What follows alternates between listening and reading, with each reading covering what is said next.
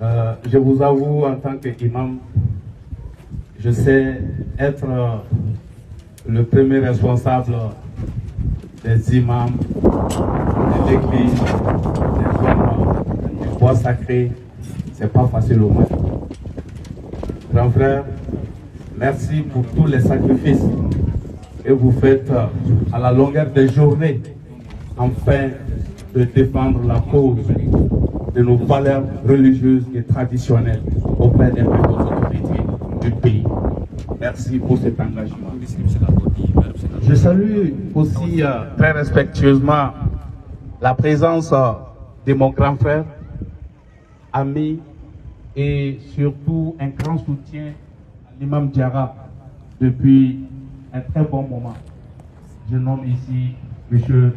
Draman Traoré, l'ancien ministre de l'Urbanisme. M. Draman Damélé, qui est mon fiston. Traoré Damélé, c'est la même chose, c'est la même famille. Je vais vous faire une confidence. Vous savez, ce pays, souvent les gens attendent qu'on disparaît pour dire ce que vous avez à faire de bien. C'est vraiment une confidence. Peut-être qu'il n'aimerait même pas que je le dise. Vous savez, la guerre que le Mali traverse aujourd'hui, on a un ministre qui a l'habitude de pleurer dans l'Assemblée nationale parce que souvent, à l'époque, si nous on dit aujourd'hui que l'armée monte en puissance, on a nos preuves. À l'époque, pour que nos militaires puissent avoir même de l'eau au front, il fallait que l'armée française leur vienne en aide. Le grand frère, ce qu'il a fait en bas pour soutenir l'armée ces jours-là en tant que ministre d'un autre département sectoriel, Dieu a été témoin. Merci pour la nation. Je salue tous les membres du CNT ici présents. En leur nom, je salue le colonel Malik Diop, le président du Conseil national de transition, et les hommes engagés pour le nouveau Mali. Je salue le maire délégué de Niamapro, ici présent. Je salue le président de Rokotrat. Je salue très respectueusement le directeur de l'URTEM ici représenté. Je salue enfin Adja Fifi Tounara, la philanthrope, la dame au grand cœur, qui sait parler, qui sait faire parler son cœur quand il s'agit des orphelins, des veuves, des personnes démunies. Mesdames et messieurs, chers bénéficiaires, la cérémonie qui nous a réunis ce matin dans l'enceinte de la Cité des Enfants dans la commune 6 du district de Bamako à Niamaporo, elle est certes modeste mais très symbolique.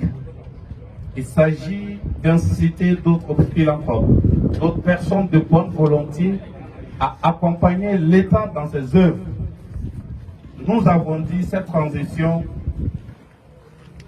nous voulons que la refondation, que les gens le vivent à travers les actes beaucoup plus que les discours. Nous avons connu des présidents au Mali de l'indépendance à nos jours. Et chaque président aimait ce pays. Chacun, selon ses moyens, sa compétence, son savoir-faire, a pu façonner un État de sa manière. Ils ont eu des réussites comme des manquements. Nous implorons Allah dans sa miséricorde de fortifier ce qu'ils ont eu à poser comme acte qui a été une réussite pour la nation. Mais le président, à ma connaissance, au-delà d'aimer le Mali, il aime le Mali plus que sa personne. Ça, c'est le colonel Afrique. Tous les autres aimaient le Mali. Mais lui, il a aimé le Mali plus que sa personne. Je vous donne juste un indicateur. Nous avons connu beaucoup de changements selon d'autres anticonstitutionnels dans certains de nos États africains. Je ne vais pas m'hasarder à citer un État D'autres, leur président a même été assassiné au front. On a légitimé son fils. Le peuple s'est révolté contre cet état de fait. Je pense plus d'une vingtaine de personnes ont laissé leur vie. Mais ce président est plébiscité aujourd'hui dans les chancelleries à travers le monde. Les tapis rouges sont déroulés. Pourquoi? Parce qu'il a accepté de continuer avec le joug de l'esclavage. Le colonel Assimi a dit non. Il met l'intérêt du peuple avant lui son intérêt. Voilà tous les problèmes qu'il a aujourd'hui à travers le monde. Mais nous allons nous assumer derrière lui, Inch'Allah. Mesdames et messieurs, au-delà de ce fait, le jour où il a prêté serment, il a promis de renoncer aux 2/3 de ses fonds de souveraineté afin d'accompagner les plus démunis, les pauvres dans le domaine de l'éducation, de l'eau, de l'assistance alimentaire, à travers ses œuvres sociales. Même là où je vous parle, l'opération Ramadan du président de la transition sévit dans toutes les régions du Mali. Donc il a montré la voie. À travers mon département en charge de l'action humanitaire, nous avons une politique nationale d'assistance humanitaire qui est le quotidien, parce que le pays traverse une crise multidimensionnelle depuis 2012.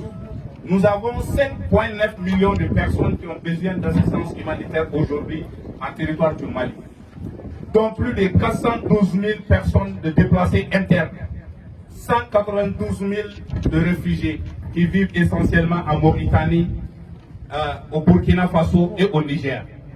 Donc c'est pour vous dire combien le besoin d'assistance humanitaire est énorme dans notre pays.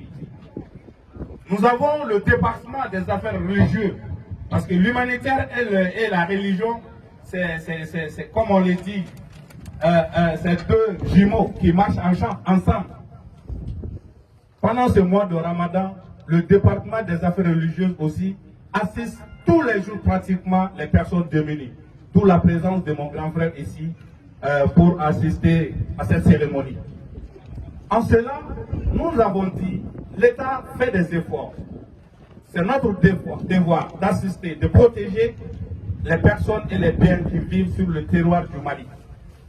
Mais également, l'État a besoin d'être accompagné par des personnes de bonne volonté.